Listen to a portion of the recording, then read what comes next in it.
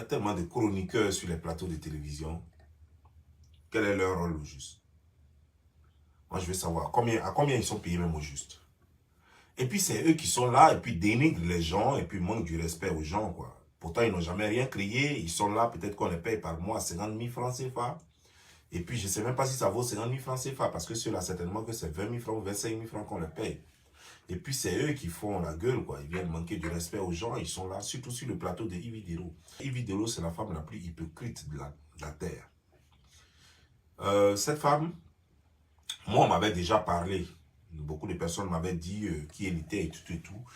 Et, mais j'aime vivre ma propre expérience avec les gens. Elle a un mauvais fond, en fait. Elle a un mauvais fond. Et pourtant, je sais beaucoup de choses sur elle. Si je casse Papo, elle ne pourra même plus mettre pied dans sa télévision, là. Le jour où moi, je décide de casser Papo de Yves Dero, sa télévision, elle ne mettra même plus pied là-bas. Parce qu'elle ne pourra même plus sortir dans Côte d'Ivoire. Parce qu'elle sera à la risée du monde comme Edoxy Yao. C'est-à-dire que quand elle va passer, les enfants vont la huer. Cette femme, elle est tellement hypocrite, tellement égocentrique. Tout doit tourner autour d'elle. Il faut que ce soit elle.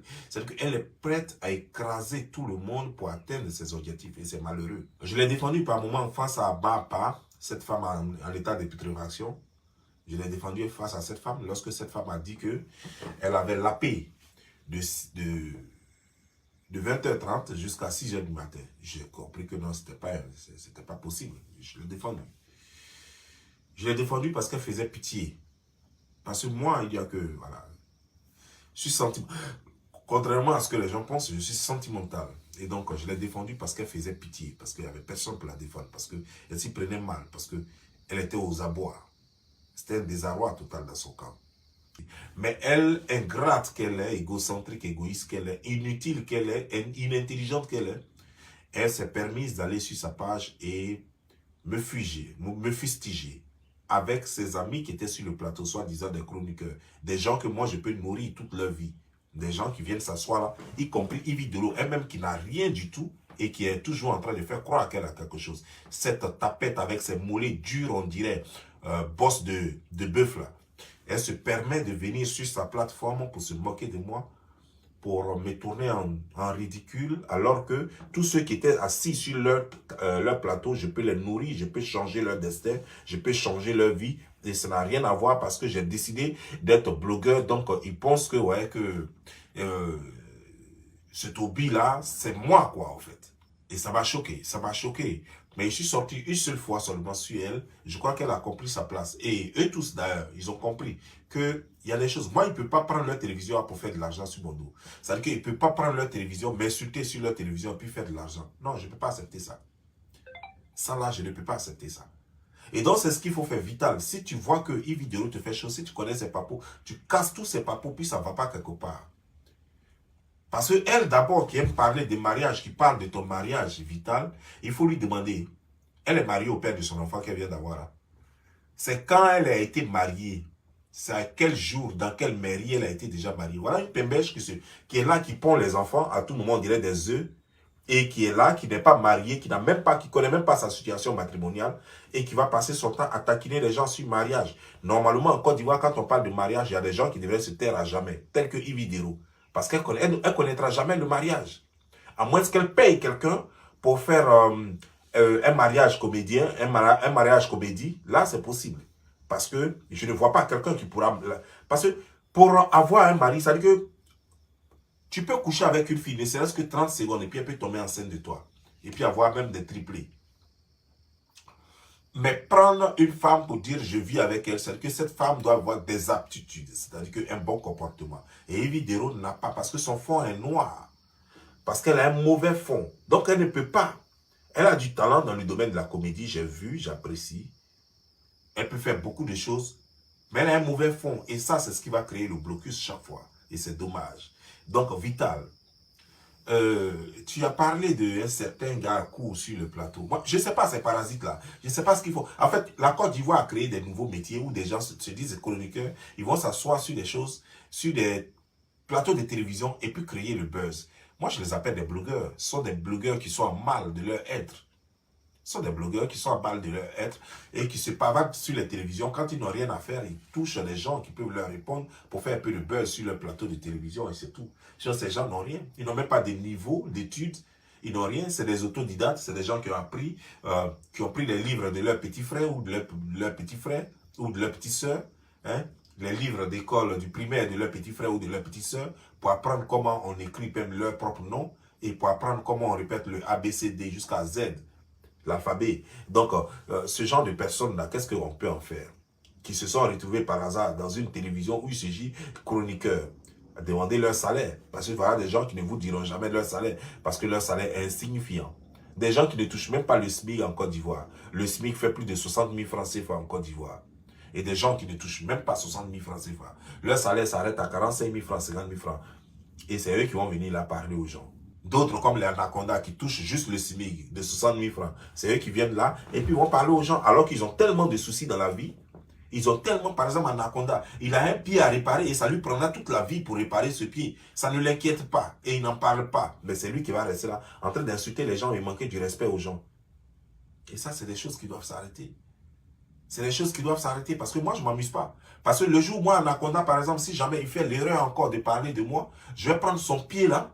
Je vais tellement parler de son pied qu'il va se tordre. C'est-à-dire que son pied va le prendre et puis l'angler. C'est-à-dire que son pied même va se lever seul, passer par son cou, se mettre comme une cravate, faire le nœud très bien et puis l'angler. C'est ce que je vais faire.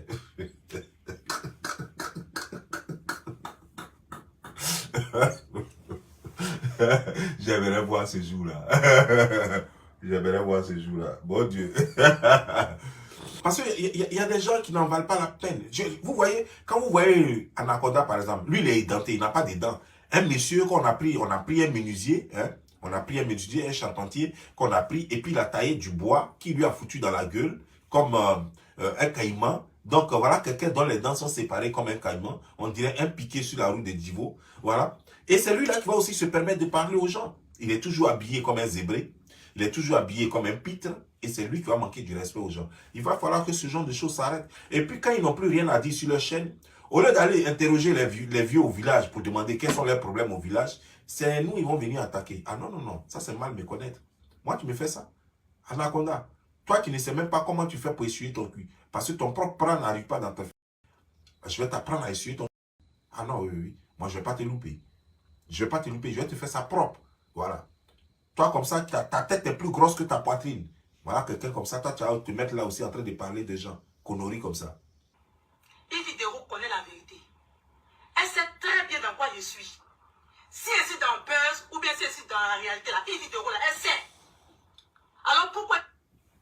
Ce que tu n'as pas compris, c'est que Yves Dero a fait ça pour te provoquer, pour que tu parles, pour que son émission donne. Ça, c'est pour ça qu'elle a fait ça. Ça, c'est ce que tu dois comprendre.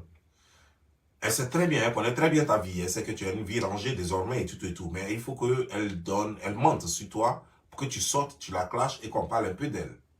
Parce qu'elle n'est pas capable de créer le buzz autrement sur sa page. Elle n'est pas capable de créer le buzz autrement sur sa petite télévision. C'est ça le problème. Et c'est dommage.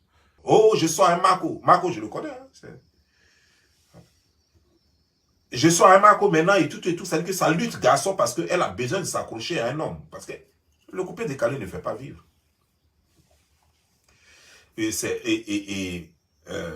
Claire Bailly va le dire, c'est un nid de prostituées, garçon comme femme. C'est un nid de prostituées. C'est-à-dire que le coupé décalé, il n'y a pratiquement rien dedans. Je me demande, c'est pourquoi je me demande souvent, je dis, mais Mola, il est devenu riche comment dans le coupé décalé? Je me pose toujours cette question. Parce que tout le monde sait que dans le coupé décalé, il n'y a rien. Et le roi du coupé décalé, il y avait deux rois. Le premier roi, le vrai roi, c'était Douk Saga, qui est mort pauvre, tout le monde le sait. Et le prince héritier, c'était... comment il s'appelle? Didier Arafat. Le prince héritier, c'était Didier Arafat, qui est mort aussi pauvre. Donc, quand on me dit Mola est riche, je veux savoir d'où vient son argent là. Parce que moi, je veux comprendre quoi. Moi, je suis curieux. Mola est riche, il a construit une maison avec piscine dedans. Mola est riche, il a fait ceci. Mola est riche, il a fait cela. Je veux juste savoir, parce que moi, je sais que le coupé, tous les coupés de Cali sont pauvres. Il n'y a pas un. Tout ça, c'est du frappe à l'œil. 5 francs, ils n'ont pas su eux. qu'ils soient à Paris ou qu'ils soient en Côte d'Ivoire, ils sont tous pauvres. Je dis bien pauvres, je pèse mes mots. Hein. Je n'ai pas dit que c'est des gens qui se suffisent. Non, non, non, non, non. Ils n'ont pas de travail, ils n'ont pas de salaire. C'est des petits brouteurs qui attendent le moment opportun pour se faire un peu de jetons et puis qui viennent là pour porter des trucs yaka yaka, de la pacotille sur eux pour briller. Ils n'ont rien. Donc, je me pose la question de savoir comment Mola a fait pour devenir riche. C'est juste une question que je pose. Mola a fait comment pour devenir riche? Parce que le coupé décalé, il n'y a rien dedans. Il a vendu combien d'albums, combien de disques, combien de, je ne sais pas, tout ce que vous voulez. Combien de singles il a sorti. Ça, il a fait combien de spectacles dans le monde. Combien ça lui rapportait un spectacle. Chaque année, la vente de ses cassettes, ça lui rapportait comment? Ou bien la vente de ses trucs numériques, ça lui rapportait combien? Ou bien les vues de ces trucs-là, ça lui rapportait combien? Ça veut dire qu'il y a quelque part ailleurs où il prend l'argent. Et ça, c'est certainement pas de l'argent légalement acquis. Quand j'ai quitté le monsieur, il fallait que je garde c'est la cape, on dit bien si c'est le cap. On choisissait entre les deux. C'est le cap. Claire Bailly, c'est le cap, oh, c'est le cap. Amen. Donc, je quitte le monsieur, je retourne dans le studio, ils font passer dans une grande maison. Pourquoi on dit que Claire Bailly est tombée? C'est le game du coupé décalé qui est là. Il faut faire un métier. Quand on dit métier, c'est quelque chose qui doit te nourrir. Quelque chose qui a assuré ta vie. Toi, tu dois dire que tu es dansé. C'est pourquoi je vois cette fille qui dansait avec chose. Zota. J'espère qu'elle est en France maintenant. Hein. Parce que c'est la seule chose qui peut t'arriver de bien. Si tu es en France, que tu as calé là-bas, c'est la seule. Sinon, si tu es encore en Côte d'Ivoire, c'est que tu es quoi. Parce que 10 000 francs, 15 000 francs, on te paye. Et puis tu as eu. Vous êtes parti en France. Tu cales pas. Zota. Tu sais qu'il n'y a rien dedans. Quand il y a un spectacle, c'est 15 000 francs que tu donnes, maximum. Peut-être même que comme c'est Serge Beno, peut-être qu'il peut aller loin. Il peut donner jusqu'à 20 000 francs peut-être. Ou 25 000 francs. Mais est-ce que tu sais que Zota, si tu avais fait un garbadrome dans ton quartier, Zota, c'est à toi que je parle. Hein. Je sais qu'aujourd'hui tu es enfant. Et je respecte cela. Peut-être que tu as changé de métier. Dieu merci d'ailleurs. Mais à travers toi, je voudrais parler à tous ceux qui se disent danseurs en Côte d'Ivoire. Arrêtez de danser. Arrêtez de danser. Si c'est pour prendre les 10 000 francs, les 15 000 francs, arrêtez de danser. Tu ne peux pas danser et puis on va te donner 10 000 francs par mois. Même le Bellard ne gagne pas 10 000 francs par mois en Côte d'Ivoire. Ne gagne pas 15 000 francs par mois en Côte d'Ivoire. Si tu as fait un garbadrome, tu as vendu tes 50 plats par jour, de garba par jour, tu peux avoir 20 000 francs comme bénéfice ou 25 000 francs comme bénéfice par jour. Dans le mois, ça va te faire combien? Ça va faire 750 000 francs. Avec 750 000 francs, sans te casser la tête, tu peux même louer maison de 200 000 francs, de 300 000 francs si tu veux. 750 000 francs par jour. À raison de 25 000 francs par jour, tu peux avoir 750 000 francs le mois. Bénéfice, hein? Si tu fais garba, tu fais poisson, tu chopes bien poisson, tu achètes le poisson ton, ils vont venir te livrer même. Tu fais ça là. Tu as vendu, tu fais du bon garba là. Tout le quartier va venir chaque jour. Il n'y a pas Ivoirien qui n'aime pas manger garba. Même les professeurs mangent garba. Même les ministres, ils vont envoyer leur majordome pour aller acheter garba chez toi. Tu as fait du bon garba chaud. Poisson là, l'huile là sort du poisson comme ça. Tu mets oignon dessus. Bon poisson, bon piment dessus. Les gens vont venir acheter. Tu n'as rien fait. Tu as fait au moins 25 000 francs bénéfices par jour. Tu laisses ça, tu t'as durci tes mollets en dansant, on dirait cliquer. En dansant, c'est moi. Et pango, c'est quoi ça? Ça, c'est quoi ça? Là, tu as dansé. C'est toi qui connais toutes les phases. On dit Serge Beno ici. On dit de Bordeaux ici. Ils ont créé une nouvelle phase. Ça, c'est la vie, ça. Donc, ta maman et ton papa, on fait les roucascas pour accoucher un enfant qui va avoir 10 000 francs par mois ou 15 000 francs par mois. À la rigueur, 25 000 francs par mois à raison d'un spectacle par mois. Alors que le SMIC à Côte d'Ivoire a dépassé les 60 000 francs. Donc toi-même, tu ne touches même pas même la moitié du SMIC. Et puis tu vis dans la vie. Mais comment toi, comme ça, tu ne peux pas devenir prostituée? Mais quand tu vas aller danser là, quand quelqu'un va dire pss, pss, ta tête va tourner comme ça. Parce que tu ne veux même pas attendre à côté. Quelqu'un va faire la piste là, tu regardes. Il est qu'à te faire proposition seulement. Parce qu'au moins, tu as dansé là, on va te donner 10 000 francs ou 15 000 francs. Après, celui qui va te tirer là va te donner au moins 20 000 francs.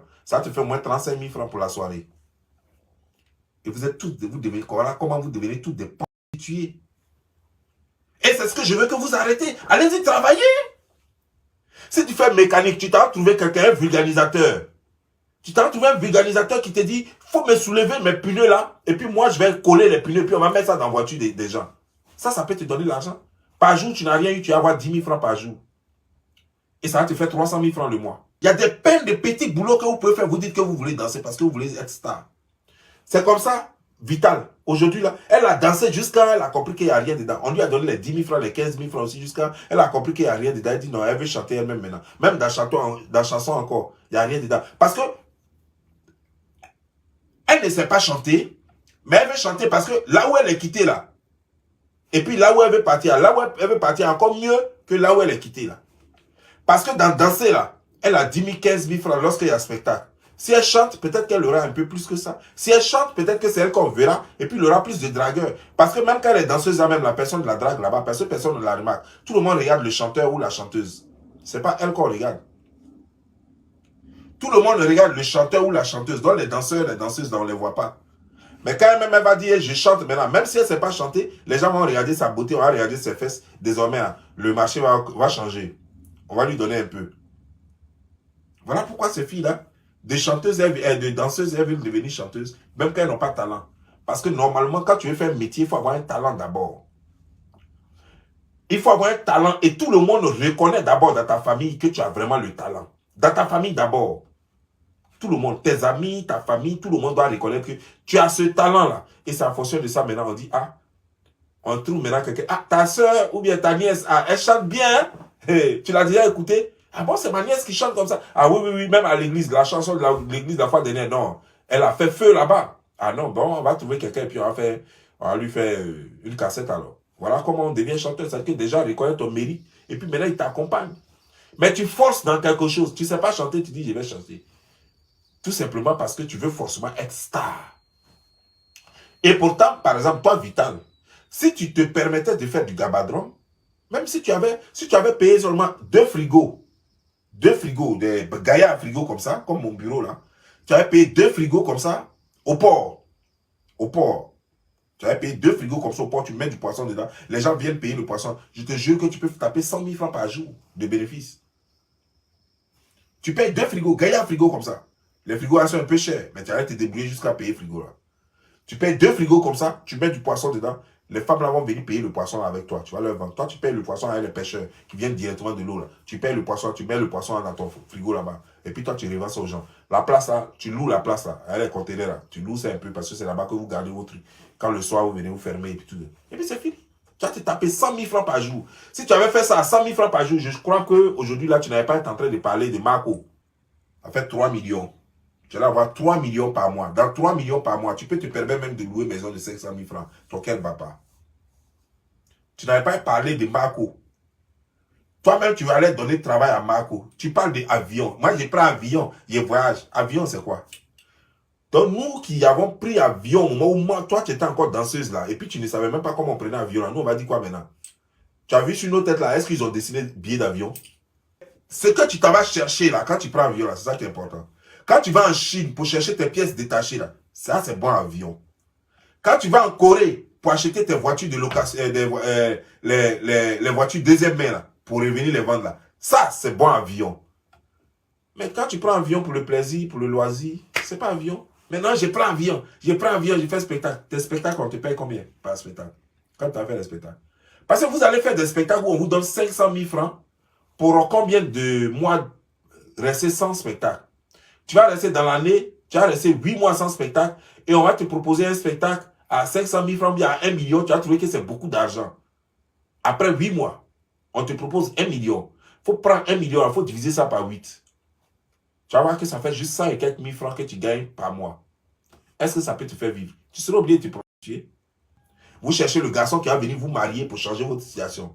Alors que le garçon ne change pas de situation. Le garçon d'aujourd'hui, il ne change pas de situation de quelqu'un. Si le garçon a changé ta situation, c'est qu'il a payé billet d'avion pour que tu viennes en Europe. C'est tout. La seule façon où il change de situation. Ce garçon d'aujourd'hui ne change pas la situation de quelqu'un.